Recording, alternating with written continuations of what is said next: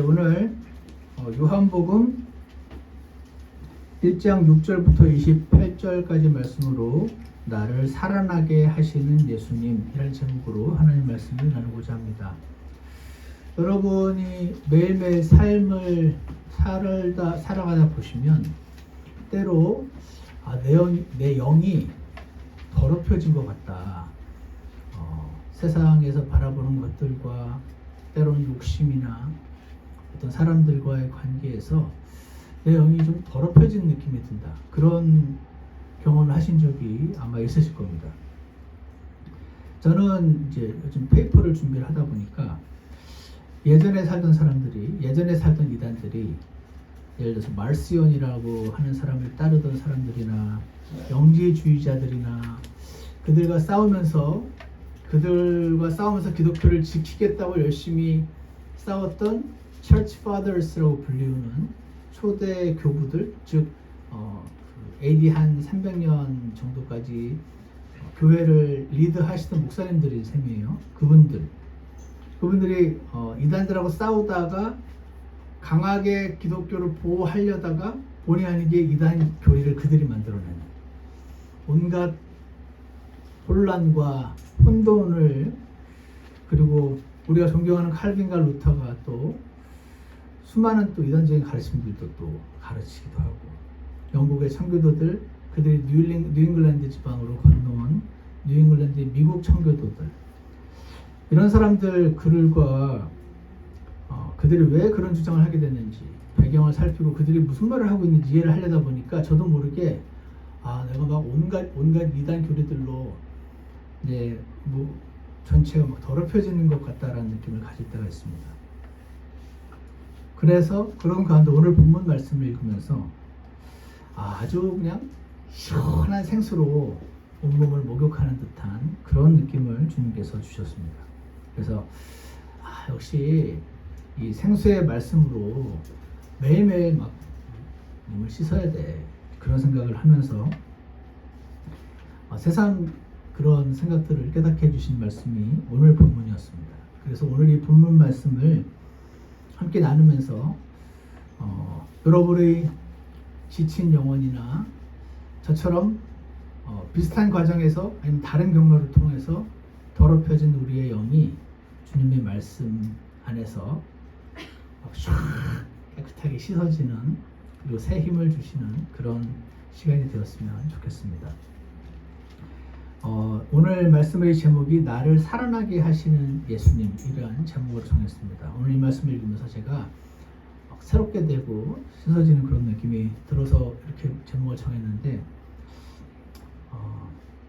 첫 번째로요, 예수님이 어떤 분이신가, 하나님이 어떤 분이신가를 살펴볼 때 요한복음 1장 6절부터 9절 보시면 예수님이 어떤 분이시면 나와 항상 그곳에 그 자리에 함께 계신 분이라는 생각을 주셨습니다. 6절을 보시면은요, 하나님께서 보내신 사람이 있었는데 그의 이름은 요한이더라.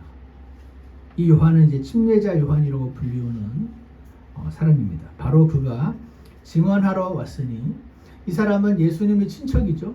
예수님보다 약 6개월 가량 먼저 태어났습니다. 그가 증언하러 왔답니다. 이것은 그 빛에 대해 증언하여 모든 사람이 자기를 통해 믿게 하려 함이라. 예수님을 빛이라고 표현하면서 자기 말을 듣고 모든 사람들이 예수님을 믿게 하려고 미리 예수님 앞에 보내어진 자다라고 말을 하면서 8절, 그는 그 빛이 아니요 그 빛에 대해 증언하도록 보내어진 자더라. 그 빛은 참 빛으로 세상에 들어오는 모든 사람을 비추느니라. 이 마지막 절, 그 빛은 참 빛으로서 세상에 들어오는 모든 사람을 비추느니라. 이 말씀에 하나님의 은혜를 주시더라고요. 어떤 거였냐면, 그렇지, 빛은 모든 사람을 다 비추지. 그런 분이 하나님이시지, 예수님이시지. 그래서 그 빛이 나한테까지도 왔었지 하는 생각이 들면서 제 영혼이 씻겨지는 느낌이 들었습니다. 이 세상 들어오는 사람을 모든 사람을 비추는데 모두가 예수님을 믿지는 않고 있죠. 그래서 제가 예전에 어디서 읽은 글인지 모르겠지만 여러분에게 한번 읽어드린 적이 있었는데 이런 글을 본 적이 있습니다. 한 물고기가 있었어요. 바다 속에서 태어났습니다. 바다 속에서 자랐습니다. 지금 바닷속을 막 헤엄쳐 다니고 있습니다. 어느 날 친구한테서 너무 이상한 말을 들었습니다. 이 세상에 바다라는 게 있다는 겁니다. 엄청난 양의 물이 있는데 그런 바다라는 게 있다라는 말을 들은 이 물고기는 그렇게 많은 양의 물이 있다면 내 눈에 안 띄었을 리가 없다. 나는 평생 단 한 번도 그런 엄청난 양의 물을 본 적이 없어. 그런 바다는 없어. 라고 하면서 그 바닷속을 헤엄치고 다니던 한 작은 물고기의 이야기를 든 적이 있습니다. 물고기는 바닷속에서 태어나서 바닷속에서 살아서 늘 그렇게 다녔기 때문에 바다를 본 적이 없는 거예요. 자기가 바닷속에 있으면서. 말 되잖아요. 누가 만들었는지 모르겠지만 참 잘 만들었다 생각이 들었습니다. 왜냐면 사도행전 17장에 사도 바울이 다 같이 한번 찾아보실까요? 사도행전 17장을 보시면 사도 바울이 한 말 가운데 꼭 물고기를 지칭하는 것 같은 말이 나옵니다. 사도행전 17장 24절 보시면 사도행전 17장 24절 보시면 세상과 그 안의 모든 것들을 만드신 하나님은 하늘과 땅의 주인이심으로 손으로 만든 전들에 거하지 아니하시고 라는 말씀입니다. 이 온 하늘과 온 땅을 다 만드신 하나님은 사람이 막 의리의리한 성당이나 의리의리한 신전을 만들어 놓고 그 안에서 하나님이 그 안에 사신다고 강하게 믿긴 했지만 그런 손으로 만든 건물에 안 거하신다. 하나님이 집이 필요한 것도 아니고 그 집 외에 하늘과 땅과 온 우주를 다 만드신 분이 그런 집이 왜 필요하냐. 그 말을 하는 겁니다. 25절 또 무엇인가를 필요로 하시는 것처럼 야, 난 너희들의 돈이 너무 필요해. 스타벅스 사 먹어야 되거든. 무언가를 필요로 하시는 것처럼 사람들이 손을 통해 경배를 받지 아니하시는. 나는 경배가 너무 갖고 싶어. 제발 나를 경배 좀 해줘. 이러지 않으신다는 겁니다. 그분은 부족한 게 없으시다는 거죠. 이는 그분께서 모든 사람에게 뭔가를 필요해서 받아야 되는 분이 아니고 수많은 이방 종교의 신들이 뭔가 예전에 심청전에 나타난 그 용왕은 몇 살 이하의 처녀를 바쳐야 내가 그걸 받아 먹어야 풍랑을 잠재워 줄게. 마디게라라는 축제도 있죠. 저기 뉴올리언스 지역에. 거기도 마찬가지입니다. 거기도 무슨 제물을 드리고 축제를 열어야 거기 사는 용왕이 풍랑을 일으키지 않고 내가 너희들 잘 물고기 잡으면서 살 수 있게 해줄게. 이런 뭔가가 필요해. 나는 너무 먹고 싶어. 이 먹고 싶은 거 안 주면은 괴롭힌다 했던 그런 신들과 달리 하나님은 본인이 모든 걸 다 주시는 분인데 그게 왜 필요하냐. 너희가 지금 경배를 드리고 헌금을 드리고 뭔가 드릴 때 하나님 이게 너무 필요해서 내가 이걸 드려야 돼. 이렇게 생각하지 마라. 하나님이 필요해서 달라고 하시는 거 아니다. 그 말을 하시는 것을 예전에 제가 이 말씀을 어떤 분에게서 듣고 아주 저에게는 개인적으로 센세이션한 충격이었습니다. 아, 필요한 거 아니었어? 아, 필요한 거 좀 적당히 드리려고 했더니 기브앤테이크를 좀 받으려고 했더니 그거 아니네. 그런 생각을 제가 옛날에 한 적이 있습니다. 그러면서 17장 27절을 보시면 하나님이 온 지면의 사람들에게 이제 거주의 경계를 나누어 줬다고 하면서 이것은 그들이 혹시라도 주를 더듬어 찾다가 발견하면 그분을 적극적으로 구하게 하려고 그렇게 너희들을 온 지면에 경계를 나누어 두시고 살게 하셨다 그러시면서 그러나 그분은 우리 각 사람으로부터 멀리 떨어져 있지 아니하니 많은 사람들이 하나님 어딨냐? 난 눈에 보여주시면 믿겠다. 그러시는 분들 많이 계시거든요. 저도 예전에 그런 말 한 적이 있었던 것 같은데 우리 각 사람으로부터 멀리 떨어져 있지 않다. 그러시면서 28절 이는 우리가 그분 안에서 살며 그분 안에서 움직이며 그분 안에서 존재하기 때문이라. 와, 이 말씀이 아까 그 물고기랑 너무 비슷하지 않습니까? 바닷속에서 태어나서 바닷속에서 자라고 바닷속에서 친구랑 놀고 바닷속을 유유히 다니면서 바다를 본 적이 없는 그 물고기와 같은 것이 우리가 아닌가. 하나님은 빛이신데 모든 사람을 다 비추시는데 그래서 그 빛이 나에게까지 왔었지 하는 생각과 함께 제가 예전에 나중에 이제 연말에 특송하려고 준비를 해놓은 왜 연말에 특송을 하려고 했냐면 가사가 그렇게 또 한 해가 가네요 뭐 그런 내용이 들어가더라고요. 그래가지고 이거 연말용이구나 해가지고 지금 해놨는데 거기에 이런 제목이 그곳에라는 자son가예요. 거기에 뭐라고 하냐면 어떤 이들은 위로가 필요했대요. 어떤 이들은 친구를 잃었다고요. 또 어떤 이들은 사랑이 떠났다 말하네요. 그렇게 또 한 해가 가네요. 그 다음 가사가 어떤 이들은 축하받을 일이 있었고 어떤 이들은 가족이 생겼다고요. 또 어떤 이들은 사랑을 이루었다 말해요. 그렇게 또 한 해가 가네요. 그러면서 이렇게 말합니다. 그곳에 그대 서 있던 그곳에 그대 울고 웃던 그 자리 그 시간에 그대와 함께 울고 웃으시던 우리 하나님 거기 계셨죠.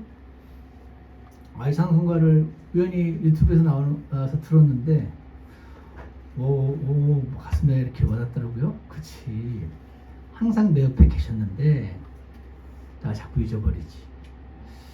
내가 그 오리겐의 그 쓰레기 같은 말들을 계속 공부하는 그 순간에 내 옆에 계셨지. 내가 주님을 찾고 있지 않아서 그랬지. 그래서 내 영이 더럽혀졌지 하는 생각이 많이 드는 그런 사성가였습니다.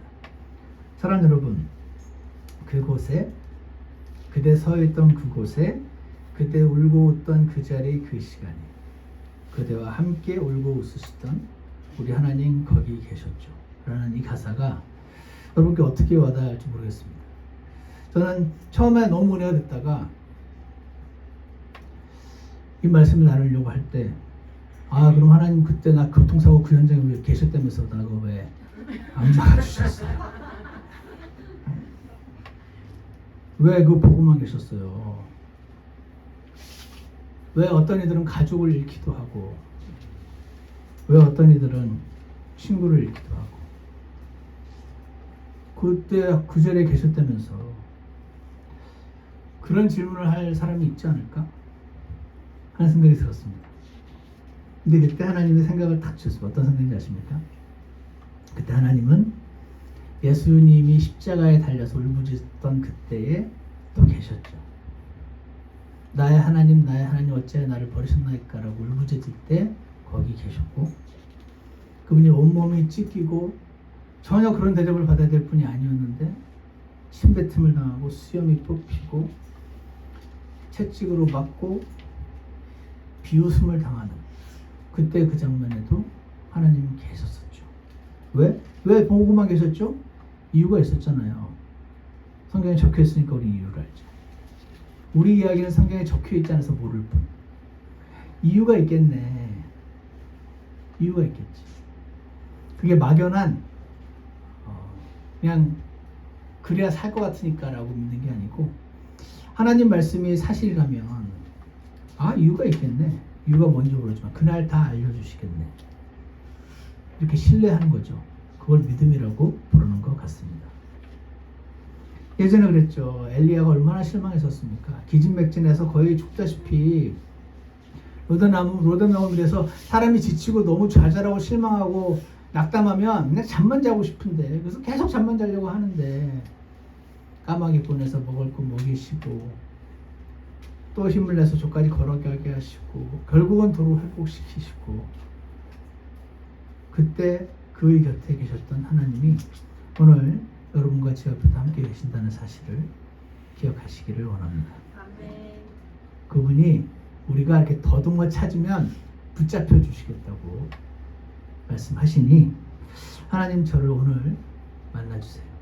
내 옆에 항상 계신다고 하시는 당신께서 내가 실제로 주님을 경험할 수 있게 도와주십시오. 예수님은 어떤 분이십니까?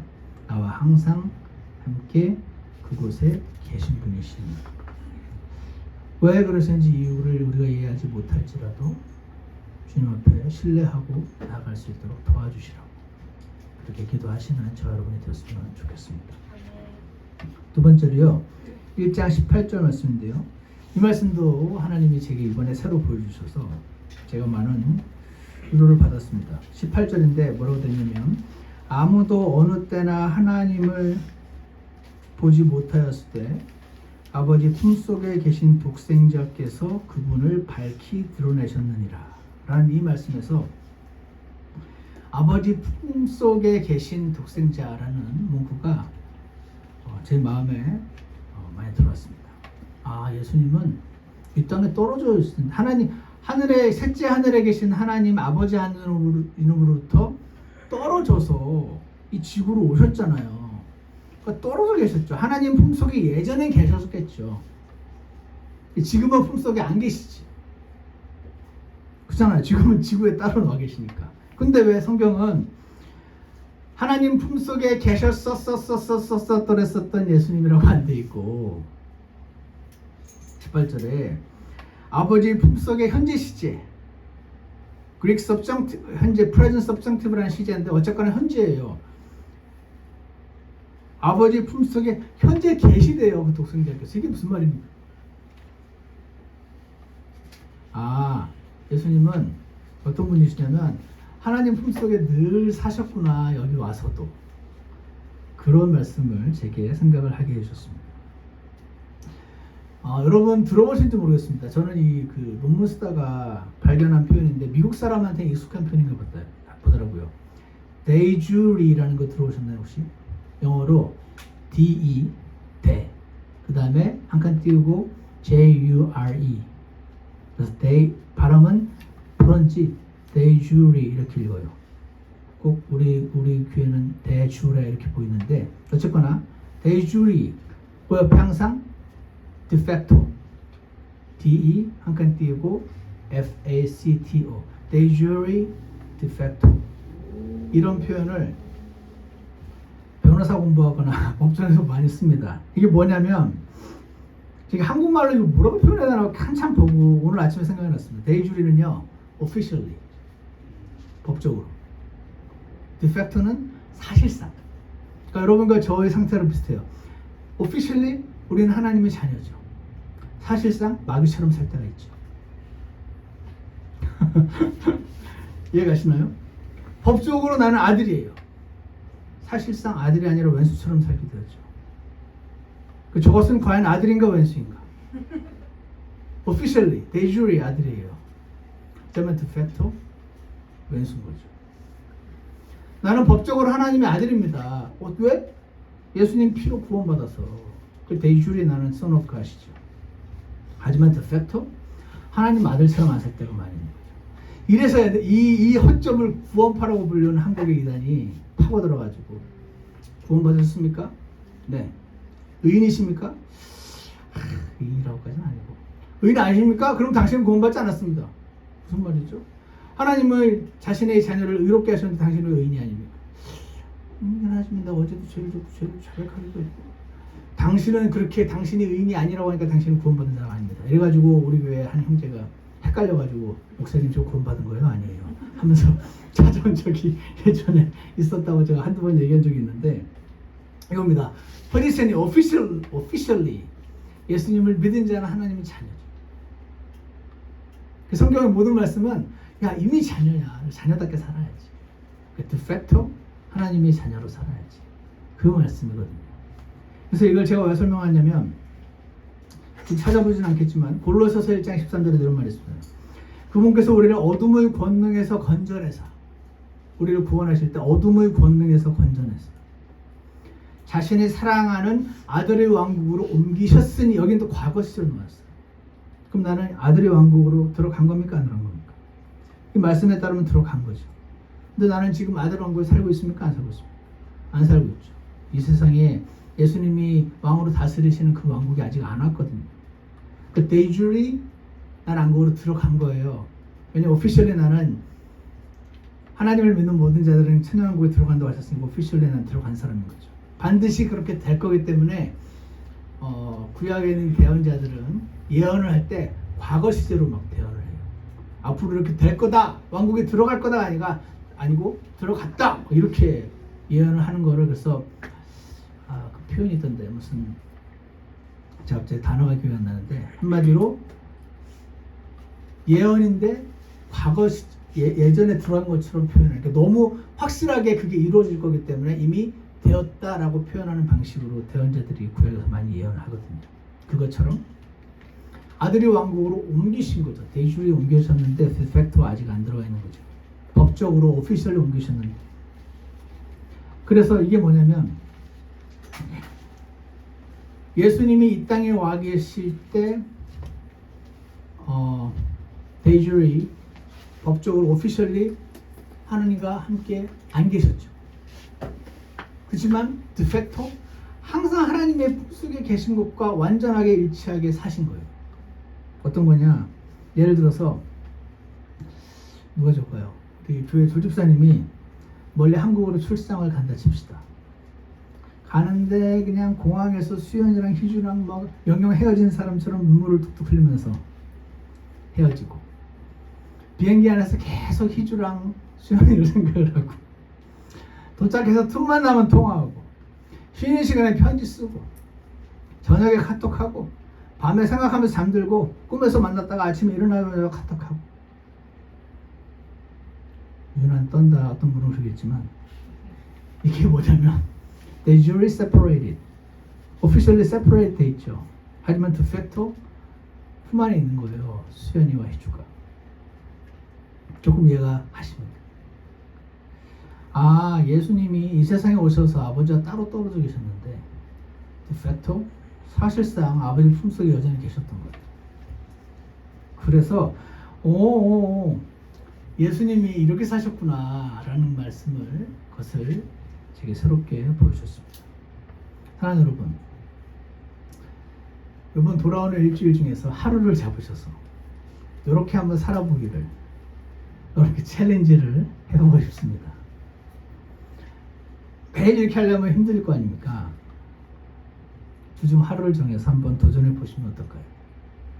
해보시겠습니까? 해보실 분은 제 카톡을 보내주시면, 목사님 저는 이번 목요일이에요 보내주시면 제가 그날 그분을 위해서 열심히 기도하겠습니다. 멀리 계신 분은 이메일 보내주시면 함께 기도하겠습니다. 와, 우리 예수님은 아버지가 그렇게 계셨던 거구나. 그래서 아버지의 품속에 현재 계신 독생자라는 표현을 쓸 수가 있었구나. 나도 그러기를 바라시겠구나. 이 생각이 미쳤을 때 제 더럽혀진 영혼이 씻어지는 그런 느낌이 들었었습니다. 여러분, 예수님은 어떤 분이십니까? 늘 아버지 품속에 계신 분이다 하는 거 기억하시기 바랍니다. 마지막으로 세 번째로요, 요한복음 1장 25절을 보시면 25절부터 28절 말씀인데요. 요걸 보니까 예수님, 우리는 그런 거 있죠. 우리는 예를 들어서 저 집 애가 지금 저대로 크면 안 될 것 같아.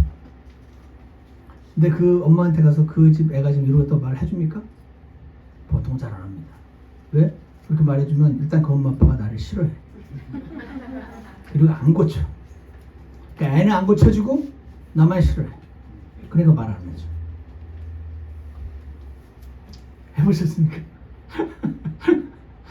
근데 그걸 또 아주 기술적으로 잘하시는 분들 계시고, 근데 제가 제너럴리 스피킹 말씀드린 거예요.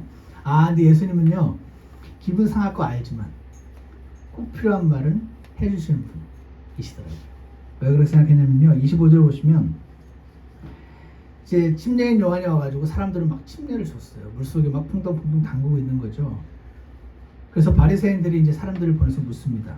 그러면 내가 아까 이제 그 그리스도냐? 네가 오실 그 유대인의 왕이냐? 이렇게 물었더니 아니라 그랬거든요. 그럼 네가 그 그리스도가 아니고 네가 엘리야냐? 이렇게 물었었습니다. 나 엘리야 아니다라고 말했습니다. 그리고 그 대언자, 예전에 모세가 신명기 18장에서 앞으로 나와 같은 대언자가 너희에게 올 텐데 너희는 그의 말을 들으라 할 때 그 나와 같은 대언자, 이게 유대인들 사이에 그 모세가 말했던 나와 같은 대언자라고 한 그 자가 누군지 모르지만 우리에게 올 건데 우리는 그의 말을 들어야 돼. 이게 유대인들 사이에서는 그냥 다 아는 그런 거였었거든요. 그러니까 물은 거죠. 네가 그 대언자냐? 그렇게 물었을 때 요한이 어떤 대언자? 이렇게 묻지 않고 아니다, 나 그 대언자. 서로 다 아는 거예요. 모세가 신명기 18장 18절 말했던 그 나와 같은 대언자냐? 네가 모세 같은 대언자냐? 아니다. 그래서 다시 25절에 그들이 또 그에게 물으며 그에게 이르되 그러면 내가 그 그리스도도 아니요 엘리야도 아니요. 엘리야는 말라기 구약성경 마지막 책 마지막 장에 이 마지막 때에 크고 두려운 날에 이르기 전에 내가 엘리야를 보내리라 이런 말씀이거든요. 유대인들은 다 알아요. 크고 두려운 날, 이 세상이 뒤집히는 그 마지막 날, 메시아가 오시는 그날 엘리야가 온다고 써 있으니까 죽은 엘리야가 살아서 온다고 굳게 믿고 있었거든요. 그래서 물은 거예요. 침례 요한이 와가지고 막 침례를 주고 회개하라, 하늘의 왕국이 천년왕국 너에게 약속된 그 왕국이 온다라고 막 말했을 때 원래 그거 오기 전에 엘리야가 오게 됐어요. 네가 그 엘리야냐? 라고 물었던 겁니다. 근데 다 아니라 그랬어요. 네가 그 그리스도도 아니고 엘리야도 아니고 그 대언자도 아닌데 어찌하여 침례를 주냐? 이렇게 묻습니다. 이 말이 무슨 말이냐면 네가 그 그리스도면 침례를 줄 수 있지. 네가 그 엘리야면 침례를 주는 게 말이 돼. 네가 그 대언자라면 침례를 주지. 근데 너는 그거 다 아니잖아. 근데 왜 침례 줘? 이렇게 말한 겁니다. 근데 여러분 다 침례 받으셨잖아요. 우리 교회에 저한테 침례 받은 분 많잖아요. 그럼 저는 그 대언자라서 침례 준 겁니까? 저는 모세와 같은 대언자입니까? 저는 그리스도입니까? 엘리야입니까? 그런 자야지 침례를 준다고. 지금 유대인들 사이에는 그냥 완벽한 인식, 서로 공감대가 형성되어 있는 겁니다. 아무도 거기에 대해서 왜 그렇게 생각하냐고 질문을 안 하니까. 어찌하여 침례를 주냐고 물었습니다. 그랬을 때 요한이 그들에게 대답하여 이르되 나는 물로 침례를 주거니와. 야, 너희는 엘리야나 그 대언자나 그리스도나 돼야지 침례를 주는데 너는 왜 줘라고 물을 때, 야, 이거 아무것도 아니야. 나는 물로 침례 주는 거 아무것도 아니야. 너희가 알지 못하는 한 분이 너희 가운데 서 계신데, 예수님. 이분이 내 뒤에 오시지만 나보다 앞선 분이야. 이게 무슨 말입니까? 중형제가 날 80년생인가요? 87. 저보다 17년 뒤에 왔잖아요. 근데 저 사람 보고 제가 나보다 뒤에 왔지만 나보다 앞선 분이라. 난 저분의 신발끈을 풀 자격도 없다. 여러분 사람들이 이게 뭔 소리? 17년이나 빨리 살았잖아요. 이렇게 할 거 아닙니까? 10년 만에 예수님도 6개월 뒤에 왔거든요. 내 뒤에 왔는데 나보다 앞섰대요. 왜 그렇습니까? 하나님이시니까. 내가 태어나기도 전 수천 년, 수만 년, 수백만 년 전부터 계셨던 분이니까 나보다 앞선 분인 거지. 근데 나보다 6개월 뒤에 태어났으니까 나보다 뒤에 오신 거잖아. 내 뒤에 오시지만 나보다 앞서신 분이다. 나는 그분의 신발끈을 신발끈을 푸는 건요, 노예를 하는 짓이었어요. 노예가 주인한테 하는 게 신발끈 푸는 거예요. 근데 나는 그분과 나와의 관계가 주인과 노예의 관계보다도 더 크다. 그러니까 나의 신발끈을, 노예는 신발끈이라도 풀 수 있는데 나의 신발끈도 못 풀 자격이다. 왜 그렇게 말합니까? 그분은 창조주 하나님은 나의 피조물을 불과하니까 그렇다. 지금 그 얘기를 하고 있는 거죠. 이 말을 할 때 이게 뭔가 침례. 그래서 제가 예전에 7침례라는 제목은 좀 달랐을 것 같은데 성경에는 여러 종류의 침례가 있다고 말씀드린 적이 있죠. 여러분과 제가 받은 침례는요, 구원을 이미 받은 사람이 받는 침례입니다. 그리스도의 침례. 근데 여기서 말하는 침례는 유대인의 침례라고 불리는 게 있습니다. 이게 어떻게 말씀드릴 수 있냐면 리온 모리스라는 사람이 이렇게 합니다. Baptism was not a new practice in Judaism. 유대인들 사이에서 침례는요 아주 익숙한 실행이었어요. 그러니까 이 사람들은 맨날 누군가에게 침례를 주는 걸 늘 많이 본 거예요. 누군가가 누군가를 침례를 주었던 건가? It was the regular rite in the admission of converts from other religions. 태양신 믿는 자들이 태양신 잘못됐네, 나 이제 구약의 여호와 하나님 믿겠습니다라고 들어오고자 할 때, 나도 이제 하나님 믿고 싶어라고 할 때, 아니면 당시에 뱀신이 아주 유행이었었거든요. 나 뱀신 믿는 사람인데 이제 뱀신 안 믿고 나는 여호와 하나님을 믿겠습니다. 그분이 진짜 신인 것 같아요라고 이렇게 개종을 하고자 할 때, 그들에게 when such a conversion took place, 그런 일이 있을 때 the males of the family were circumcised. 그때 남자 같은 경우는 할례를 주었고 and all of both sexes, 그 남자나 여자는 모두 전부는 were baptized. 나 유대교 믿겠습니다 할 때 그 엠블럼이 그 상징이잖아요. 뱀신 믿으면서 온갖 더럽혀진 그 모든 실행을 물에 나는 다 씻어내고 이제 새 사람으로 살겠습니다라는 고백으로.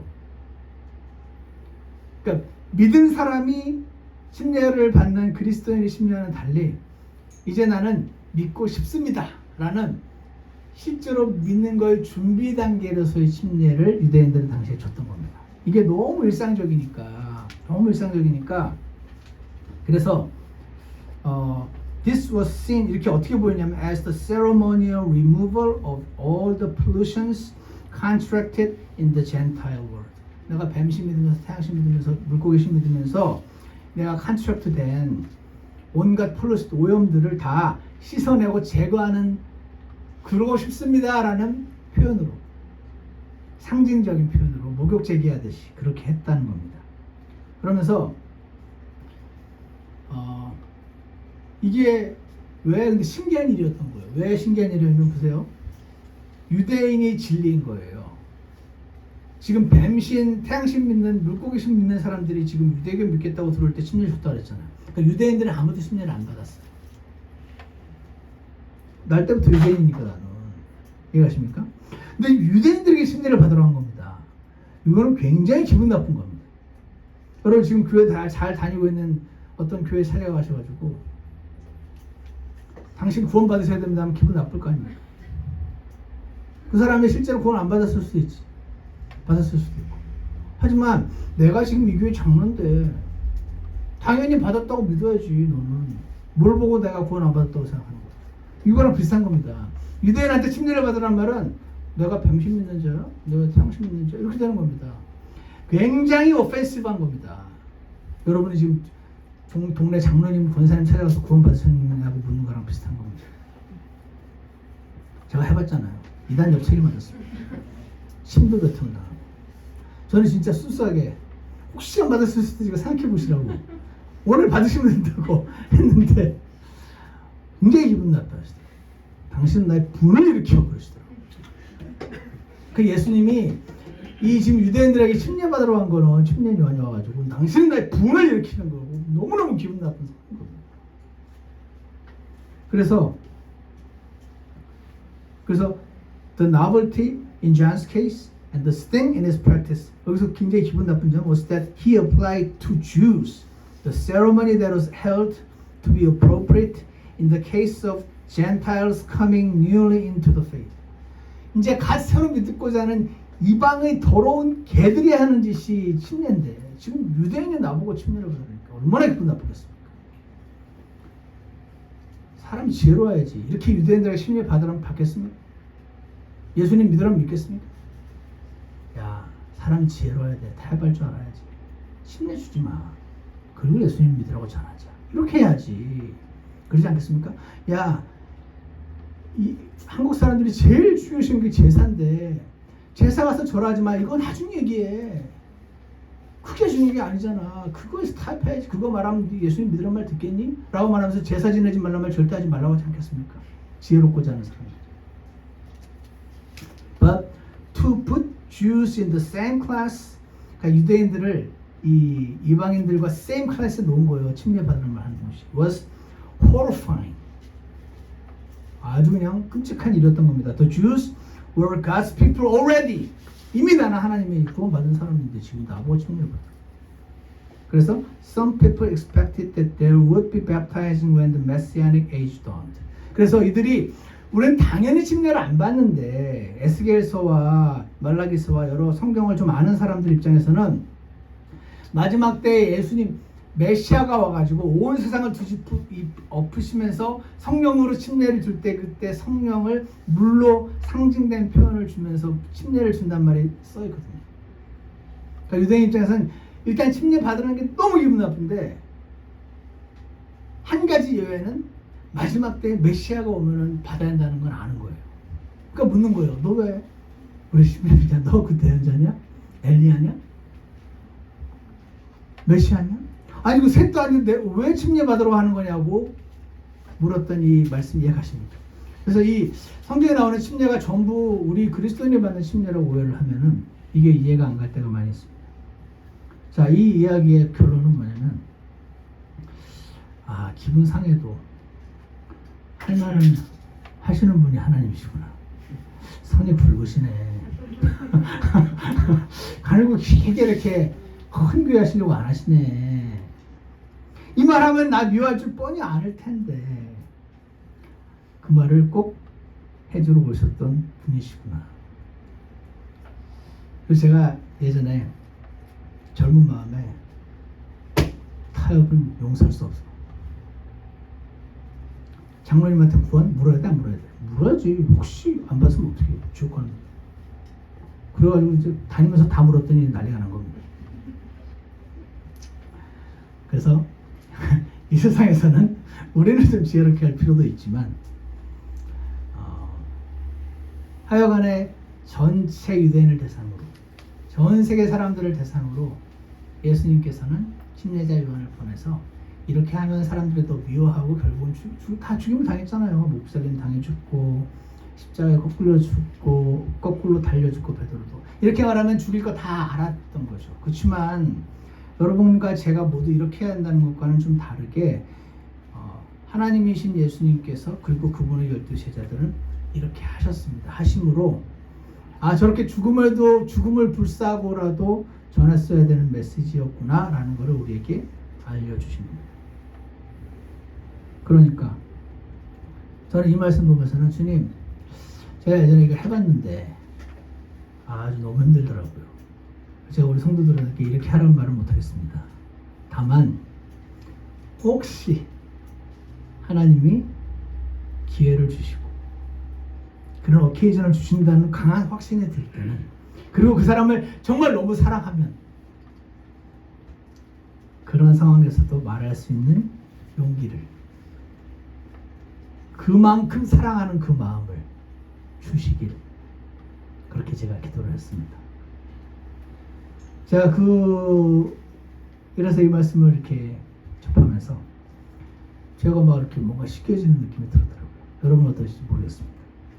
그분은 나와 항상 그곳에 계셨던 함께 계신 하나님이시고 늘 하나님의 품속에 계신 분이시고 기분 상해도 꼭 필요한 말은 해주실 만큼 나를 그렇게 사랑하시는 분이시구나. 여러분 이런 분 너무 좋지 않으십니까? 저는 이런 분 너무 좋습니다.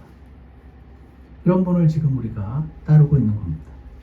이런 분을 우리가 만난 겁니다. 저는 이런 분이야말로 사람이 매혹될 만한 그런 분이라고 생각합니다. 이런 분이라서 여러분께 접속하면 사람이 살아나는 것이 아닌가 생각합니다. 그래서 이렇게 우리를 살리시는 예수님 더 많이 만나게 되시기를 축복합니다. 여러분 막 이 세상에 더럽혀져서 막 죽은 것 같을 때도 다시 매일매일 살아나게 해주시기를 간절히 원합니다. 그리고 지금 죽어가는 사람들 죽어가는데 막 가난까지 하면은 차라리 마음이 좋아요. 복음 전하시오. 죽어가는데 너무 잘 살아. 막 몇천만 불짜리 집에 몇천만 불짜리 요트와 몇천마리 차를 타고 죽어가고 있어요. 그런 분들에게 오늘 일부러 그 집 찾아가가지고 괜히 경비한테 혼나라는 얘기가 아니고, 만약에 여러분 친구 가운데 그런 분들이 계시다면 그 죽어가는 사람들에게 예수님을 전해줄 만큼 그들을 사랑하는 마음과 용기를 주시라고 그렇게 기도하시면 좋겠습니다. 그렇게 나를 살아나게 하시는 분, 나를 살리시는 분, 그분을 많이 만나시기를 축복합니다. 기도하겠습니다. 사랑하는 하나님 아버지, 오늘 우리를 찾아오셨던 예수님 어떤 분이신지 좀 살펴보았습니다. 자세한 것은 많이는 모르지만 이상하게도 이런 분을 말씀을 통해 접할 때 더럽혀진 몸과 마음이 씻어지는 느낌이 들었고, 더 많이 주님을 만나고 싶다는 생각도 들었습니다. 주님, 저희가 사실상 하나님의 자녀답게 살지 못할 때도 많지만 공식적으로 하나님의 자녀는 사실 새삼 기억하게 하시고 우리의 삶이 우리의 신분과 일치되게 저희를 도와주시고 성장시켜 주시기를 간절히 원합니다. 오늘 함께 이 말씀 듣고 반응하시고자 하는 모든 분들을 주님께서 축복해 주시고 하나님의 품속에 사는 실행도 해보는 자들 될 수 있도록 도와주시옵소서. 예수님 이름으로 기도드렸습니다. 다 같이 우리 찬송가 464장 오 신실하신 주 함께 부르겠습니다.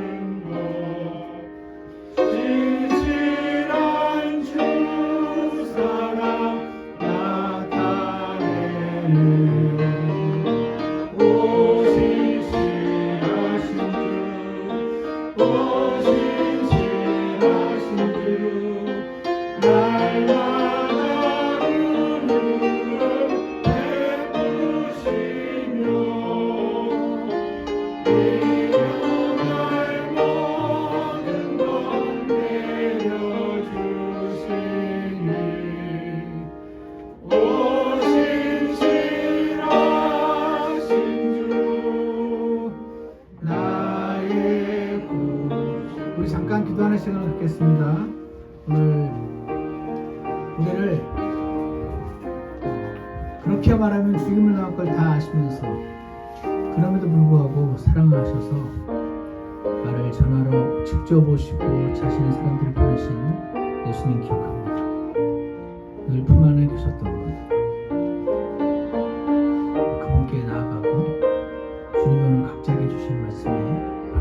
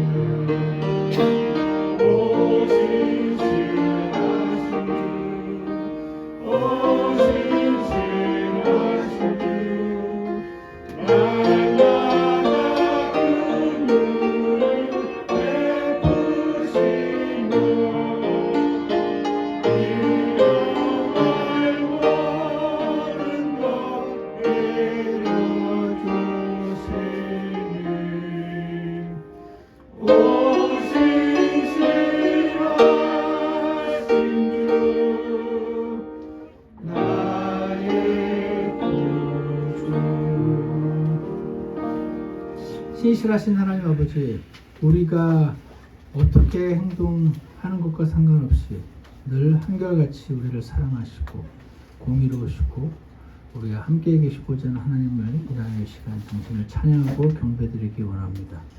오늘 저에게 예수님 보내주셔서 그분께 접하기만 하면 우리의 죽은 영을 살리시고 새롭게 하시고 우리를 건져주시는 하나님을 감사하며 따르기를 고백합니다. 지금 저희가 살아가는 가운데 힘들고 어렵고 왜 그때 가만히 계셨냐고 울부짖을 때도 있지만 제 연약한 믿음을 긍휼히 여기시고 다시 새롭게 하시고 주님께로 가까이 끌어주시기를 간절합니다. 늘 신실하시고 한 번 말씀하신 것은 반드시 지키시는 하나님을 우리가 날마다 만날 수 있도록 도와주시옵소서. 예수님 이름으로 기도드렸습니다. 예배 마치겠습니다.